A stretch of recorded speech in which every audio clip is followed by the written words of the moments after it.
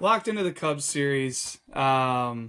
So awesome what they did back home at Wrigley to force that game five up in Milwaukee, and was really hoping they could figure a way to carve out that last win in advance. But man, those two games at Wrigley, like I think Tyler had mentioned it a couple, maybe like a month ago when we started back up the podcast. Just he was really excited to see like the Chicago atmosphere, Cubs in the playoffs, and I was like, oh, I'll just wait till the Bears are good. But man, the it was something to behold, the Cub fans, and that's what it's all about. So sad that they didn't get it done, but also like really happy that we got to experience that, see the Cubs battle the way that they did, and yeah, now you got to kind of turn the page to the Bears, and I like everything going on there. Love what's going on with the head coach, and I was telling you guys earlier, like I'm addicted to watching the post game celebrations and Ben Johnson, back in the locker room with the guys, and then his press conferences and stuff. But loved what I saw offensively, the run game, and it was a fun. It was actually kind of a hard game to watch. I was getting really frustrated, but just pulling out that W was so huge. I think it was after game 3 for the Cubs series.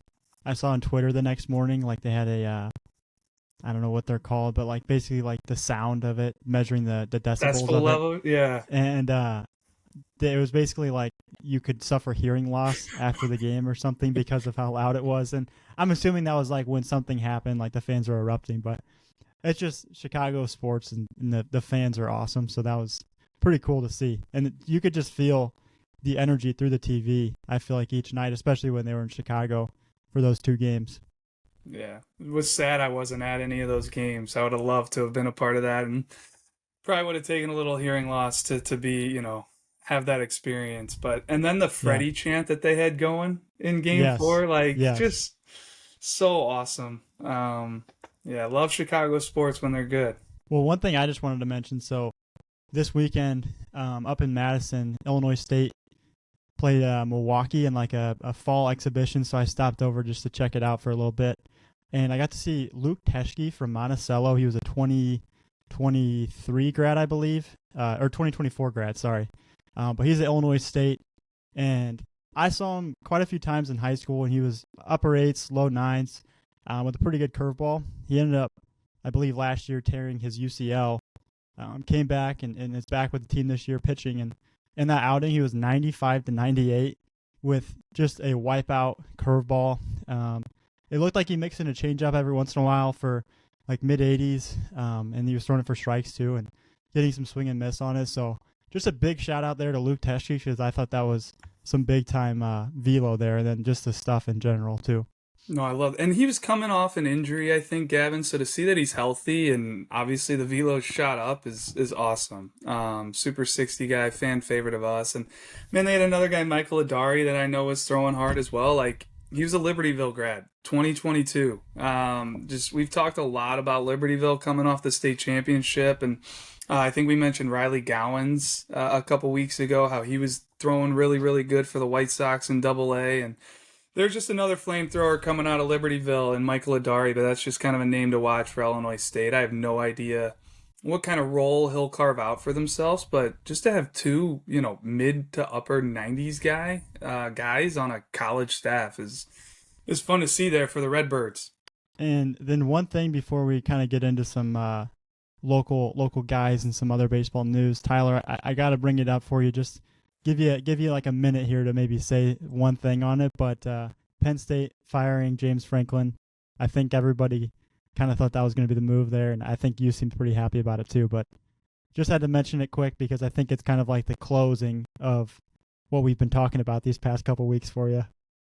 Happy is a strong word. I'll be honest. I was a James Franklin guy. I think he took the program where I never would have thought it would be when he took over. I mean, those were right in the middle of the Sandusky scandal. So appreciative of where he's left the program. But yeah, it was time.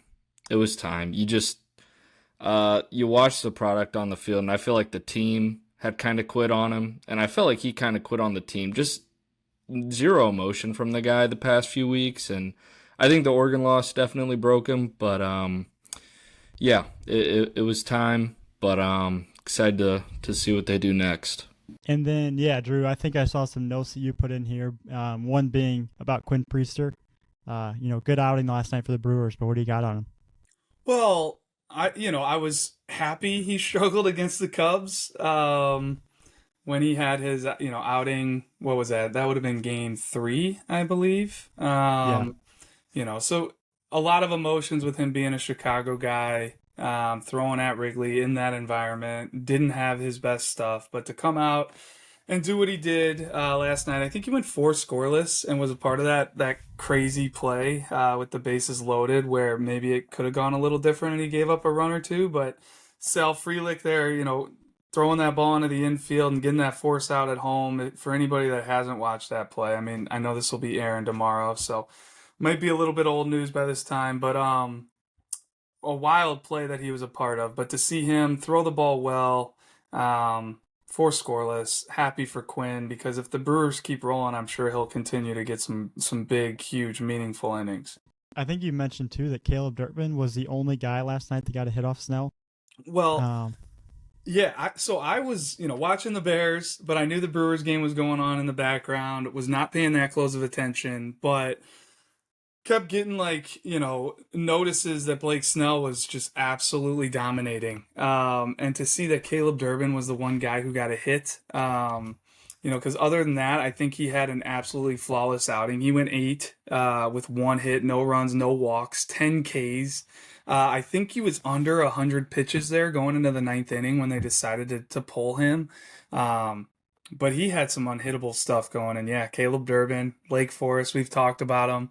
And I know they've talked a lot about him on the telecast and broadcast as well with the Brewers. But just continuing to do it, man. He's a grinder, and just really happy to see that he's playing such an integral role of the Brewers. He had a tough defensive game against the Cubs. But I think Vinny talked about it, just how confident you have to be and how confident Caleb Durbin is, and, didn't let it affect him. He's continuing to do his thing, play the game. Had a couple knocks, too, against the Cubs in Game 4, Game 5, and yeah. So we'll see what happens there with the Brewers, but it got pretty wild at the end of that game. They had to pull the Sasaki guy and bring in Blake Trainin, and he ends up getting out of it. But, man, there was a lot of stress going on at the end of that game for the Dodgers. This weekend, we've got our last fall ID, and really our last big event of the year at the Max, the Underclass Showcase. So kind of wrapping up our year here. I know we got some JUCO stuff going on as well, but prep baseball tournaments, Drew. I saw you mention that they just released their schedule. So Hammond, I'm sure you're gonna have another busy summer up there at the Rock and down in Rantoul as well. So I mean, Gavin, talking about the prep baseball, tournament summer release for next year, like, the one big thing I have for that is just we're out and about all summer long, watching these tournaments, scouting these tournaments, whether it's at Grand Park, whether it's at the Rock, whether it's down in Rantoul, whether it's, some of our Georgia staff or some of us going down to Georgia and going to Lake Point and getting a ton of quality information on these guys in the summer. It's huge for especially our future game selections. Seeing updated looks at these guys in June and July right before the event when, hey, we still need, maybe 2 arms to fill out Team Illinois, whether it's the senior future games, the normal future games. So if you are a part of a summer program, a coach, whatever, like, make sure you're getting to a prep baseball tournament so you can be seen by us. And it's definitely a very important time of the year, that summer, when getting those updated looks and seeing these guys playing against other really good competition. It's huge for our evaluations. Drew, I see we have some guys. I know, like, the past few weeks we've been trying to highlight some of these guys from Illinois that are in the minors and they're having some good years, they're having some success. And I see we have some names on here. I don't know if there's anybody that any of you guys want to touch on or bring up here. I love this segment, and I love just, like, kind of anytime we can call out guys that have come through Illinois, I want to do it. Like Christian Knapczyk, Joliet Catholic, shortstop, was just a long time, like, top of the class, absolute stud to come through Illinois. One of the best defenders up the middle to come through Illinois since I've been doing this. Like, I'd put him, to me, it's like him and Ed Howard And Knapczyk, just the style that he played with, the athleticism. Like, you could watch him play, and you could picture him dominating on a basketball court, playing point guard. Just bouncing around, could make every play. But regardless, ends up going to Louisville. He's now with the Cleveland Indians. He got called up to Double A after about 90 some games this year. Had a 364 OBP, and he's playing shortstop, in the minor leagues. So, left-handed hitter, just a guy I've always rooted for. Awesome kid. Just really, really big fan of Christian. Always liked watching him play. So definitely got my eye on him, moving forward. And then another guy, right-handed pitcher Tyler Schlafer from Homewood Flossmoor. He was a workhorse in high school. Like, I remember Sean Duncan and myself talking to his summer coach in high school, and they said basically he threw every big game in the summer. They used him all the time, and guy gets drafted. I want to say the 8th round, maybe out of high school. He was really a fastball changeup guy. Had a legit above average changeup. Always kind of struggled with the spin, but has not seemed to, either he's developed something in pro ball. I don't know what's going on with his pitch design. If it's a curveball, if he's got a slider, a cutter, but he's starting.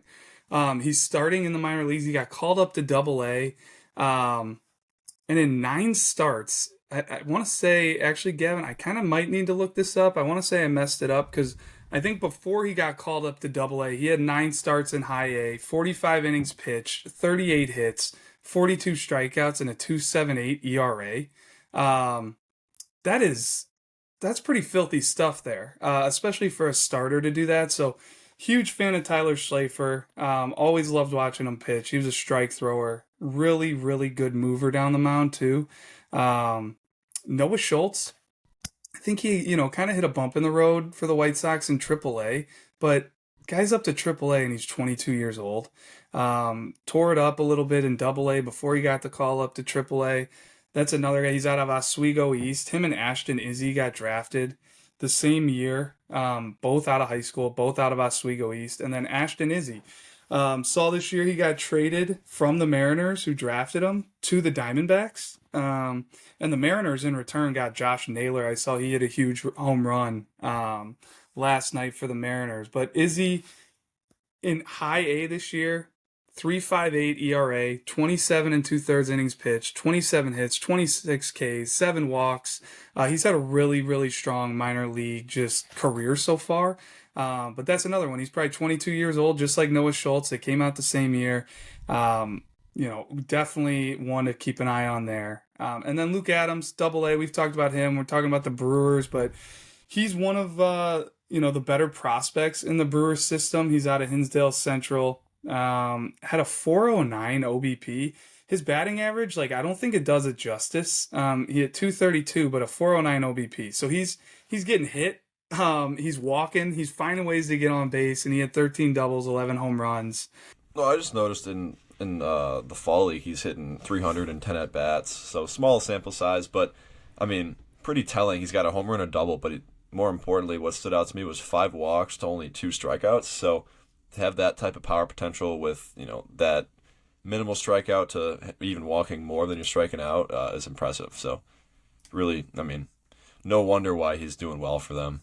And I'm sure there's guys I'm missing, Gavin, but those were some that I knew of that I wanted to just kind of check in on myself and relay some of these high level performers. And I see you have one more note on here too, just about Shooter Hunt having on the Mariners and Dodgers scouting directors on his War Room. Is it the War Room that he'll be doing that on, or is it going to be Recruiting Essentials?